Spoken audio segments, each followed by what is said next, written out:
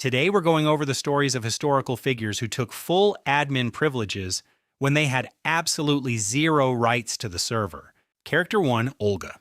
Throughout history, there are strict rules of engagement and diplomacy. Olga of Kyiv took those rules, set them on fire, and then set the authors on fire too. The year is 945 AD in Kievan Rus. The year is 945 AD in Kievan Rus. Igor got greedy, asked for too much, and the Drevlians responded by permanently logging him out of the server. This left Olga as the sole ruler of Kyiv, protecting her 3-year-old son. The Drevlians, thinking she was weak, decided to double down on their terrible decisions. They sent 20 of their best men on a boat to Kyiv. Their brilliant plan? Ask Olga to marry the very prince who just murdered her husband. Olga smiled and told them it was a great honor. She asked them to return to their boat and wait to be carried into the city as VIPs the next morning. But instead of carrying them to the palace, she had them dropped into a massive, freshly dug trench. She looked down and politely asked if the honor was to their liking right before burying them alive. That was just the tutorial level. Olga then sent a message back to the Drevlians, requesting their highest-ranking nobleman to escort her to the wedding. Completely unaware of the buried boat, the Drevlian elite arrived in Kyiv. She warmly invited them to wash up in the local bathhouse after their long journey. As soon as they were inside, she locked the doors and burned the entire building to the ground. At this point, Olga had eliminated the Drevlian leadership without losing a single soldier. But the server wipe wasn't finished. She traveled to the Drevlian lands, announcing she wanted to hold a funeral feast for her late husband. The remaining Drevlians, still clueless, got incredibly drunk at the feast. Once they were completely intoxicated, Olga gave the signal. Her guards massacred 5,000 Drevlians in one night. Finally, she laid siege to their capital city, Iskarostan. The siege lasted for a year. The city walls were just too strong. So Olga offered peace, a suspiciously cheap peace. She asked for a tiny tribute, 3 pigeons and 3 sparrows from each house. Relieved that they didn't have to pay in gold, the Drevlians eagerly handed over the birds. That night, Olga ordered her soldiers to tie pieces of sulfur and cloth to the birds' legs. They lit the cloth on fire and released the birds. The birds naturally flew straight back to their nests inside the wooden city. Within minutes, every single house caught fire simultaneously. It was impossible to put out. As the residents fled the flames, Olga's army was waiting for them. She completely wiped Iskarostan off the map. And the most ironic part of this entire glitch in history? She was later canonized as an official saint. Path cleared, returning to system root. Character 2, Joan of Arc. Imagine a generic historical character generator. The French soldier preset in 1429 was set to permanently defeated. The English had almost won the 100 Years' War. The French prince, Charles VII, was too afraid to even crown himself king. Then, a 17-year-old peasant girl named Joan started hearing voices. She said they were commands from God, but they sounded more like system developer access codes. The voices told her to find the prince and save France. She found the prince hiding in a crowd of nobles and somehow convinced him she was the real deal. This is where the historical code gets messy. The prince gave this peasant command of the entire French army. A 17-year-old girl with 0 military experience had just gained admin rights. She traded her dress for full white armor and her visions for actual tactical decisions. Her first target was the crucial siege of Orleans. She charged right into the center because apparently survival was optional. The English army, who had been winning for a century, had never seen this preset before. They panicked. In just 9 days, the siege that had lasted for months was completely broken. She had completely rearranged geography. She then led the prince to Reims, the traditional city for coronations, and forced history to acknowledge him as king. France had a king, Joan had admin rights, but the server rules eventually caught up. Joan was captured by French rivals in Compiègne. The king she made didn't even bother to pay her ransom. Most commanders lose battles and go home.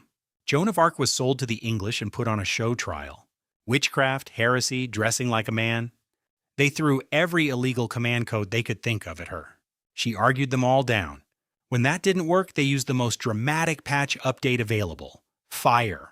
In May 1431, at age 19, Joan of Arc was burned at the stake. She was logged out, but the system update was already running. The French army she inspired won the Hundred Years' War. And 25 years later, the same church that executed her declared her innocent. They later made her a literal saint in 1920. Most commanders use systems. Joan of Arc became the system. Some generals rule servers. Joan of Arc made the entire server feel temporary. She proved that the developers aren't always watching. Sector 2 cleared, preparing next file. Character 3, Lincoln. Most leaders inherit a functioning server. Abraham Lincoln logged in right as the entire system was tearing itself in half. He was an unlikely admin. Born in a one-room log cabin in Kentucky in 1809, he spent his youth reading borrowed books and becoming a surprisingly terrifying amateur wrestler. Yes, the great emancipator's early resume actually included throwing people through tables. He taught himself law, entered politics, and eventually became president in 1860. And the moment he won, the Southern states immediately rage-quit the Union. By 1861, the American Civil War had started. Lincoln's job was no longer politics, it was disaster recovery. But his early generals were terrible. General McClellan was so cautious, he treated moving his army like it was a premium microtransaction. So Lincoln, a man with almost no military experience, started checking out books on strategy from the Library of Congress. He literally taught himself the metagame while the server was burning. The casualty rates were unprecedented. The pressure aged him decades in just 4 years. But Lincoln realized that just fighting wasn't enough. The system's base code was flawed. He needed to drop the ultimate patch update. In 1863, he issued the Emancipation Proclamation. It declared all slaves in rebel territory forever free. It wasn't just a moral masterstroke, it was a tactical nuke. It crippled the Southern economy and guaranteed European powers wouldn't intervene. Later that year, he gave the Gettysburg Address. It was only 272 words long. It took barely 2 minutes to deliver. But those 2 minutes completely rebooted the core philosophy of the United States. He finally found generals who understood his strategy, Ulysses S. Grant and William Tecumseh Sherman. They didn't play for territory, they played to destroy the enemy's ability to stay logged in. In April 1865, the South surrendered. The glitch was fixed. The Union was saved.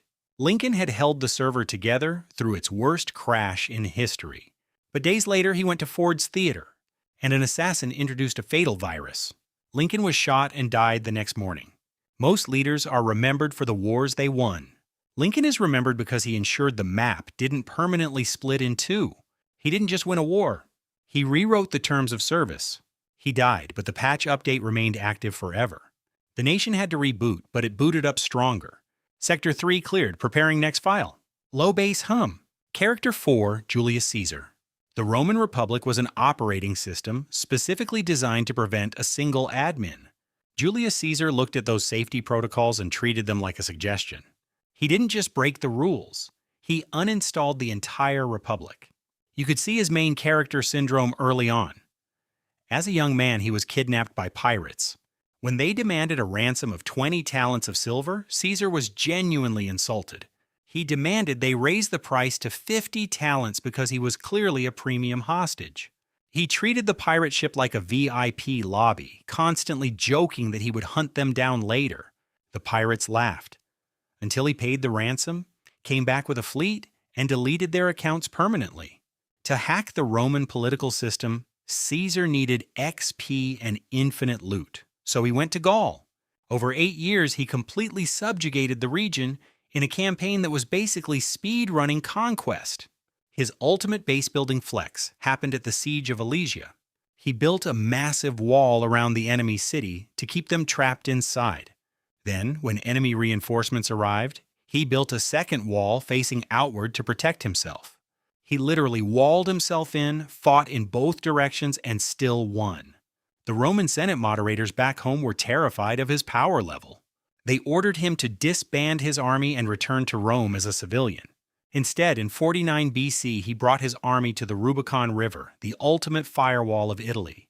He crossed it, supposedly saying, "The die is cast." This wasn't a political debate anymore. It was a hostile server takeover. He chased his rival Pompey all the way to Egypt. There, he met Cleopatra, who essentially downloaded the Caesar expansion pack to win her own civil war.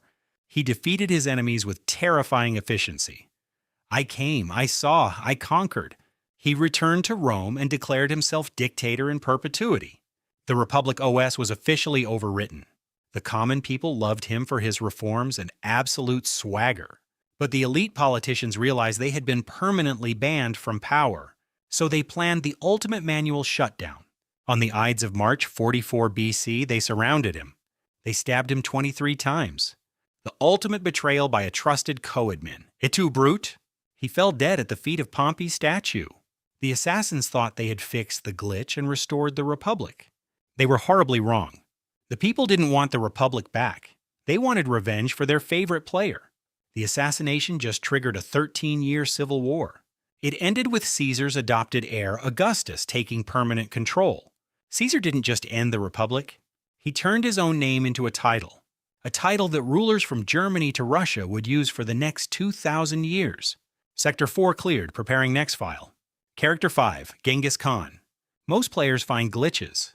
Genghis Khan became the ultimate server memory leak. Born as Temujin around 1162, his early game was set to extreme survival mode. His father was poisoned and his entire family was exiled to the frozen steppes, forced to live off the land. Most generic historical characters would fade away. Temujin apparently unlocked the main character buff. He survived, gathered followers, and began the brutal grind of unifying the scattered Mongolian tribes. This wasn't diplomacy, it was a hostile server optimization. He uninstalled traditional aristocracy and instituted meritocracy, which is extremely rude to people whose only qualification was "my dad was noble." He also instituted the Yasa Code, a strict legal system designed to keep the clans from killing each other. It even included religious freedom, which was basically cheating at the standard medieval preset. He was Genghis Khan, universal ruler. The server had officially reconfigured. Next up, the neighboring Xia and Jin dynasties in China. He turned siege warfare, something Mongols knew nothing about, into a system exploit. If a city didn't surrender, the message was clear. They breached the Great Walls of the Jin. In just 5 years, they expanded so far and fast that the historical timeline couldn't keep up. He wasn't just conquering territory, he was completely deleting the map edges. He was a buffer overflow in warfare. His troops moved at speeds the other players couldn't even render. Then he targeted the Khwarezmian Empire in Persia. The Shah there decided that killing Mongol ambassadors was a good diplomatic strategy. It was not. This wasn't a military campaign. It was a hostile server wipe. He used terror, discipline, a decimal organization system for troops, and a complex postal system for rapid communication, which is extremely rude to people whose strategy was, let's wait for them to get tired. His archers used composite bows that essentially had infinite range in warfare. He understood systems before romance. Genghis Khan died in August 1227, not in battle but possibly from an illness, an injury, or too much everything. His death and burial site were kept so secret that anyone who saw the funeral procession was reportedly killed. He didn't just end tribes. He made systems feel temporary. His empire eventually became the largest contiguous land empire in history. Every one of them changed the room when they entered it. Most commanders use systems. Genghis Khan became the system. He didn't just break the rules of war. Sector 5 cleared, preparing final file. Character 6, Caligula. Sometimes the system doesn't crash because of a brilliant hacker. Sometimes the server crashes because the head admin is a completely corrupted file. Meet Caligula, the ultimate Roman troll with super user privileges. Born Gaius Julius Caesar Augustus Germanicus in 12 AD. The soldiers nicknamed him Caligula, meaning little boot, which is adorable, until he grew up in the most toxic server environment possible.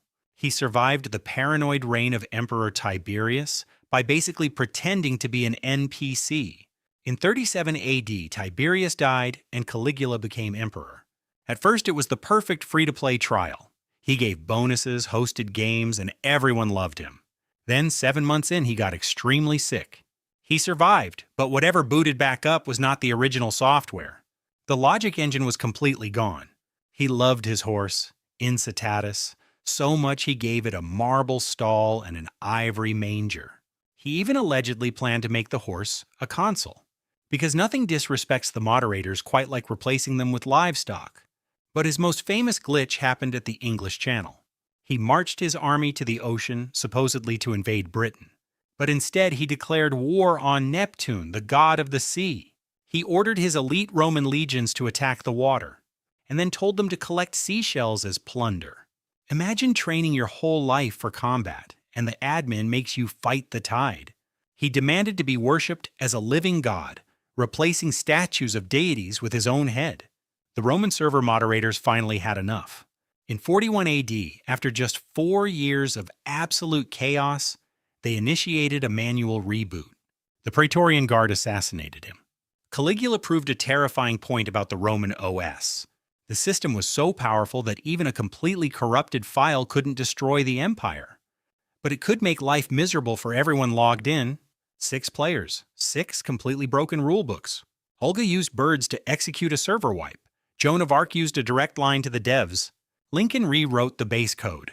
Caesar uninstalled the Republic. Genghis Khan caused a memory leak, and Caligula just trolled the ocean. They proved that history isn't just a set of rules. History is what happens when someone decides the rules don't apply to them. Admin rights aren't given, they are taken. If you want to survive the next server crash, drop a comment and hit subscribe. We'll see you in the next patch update.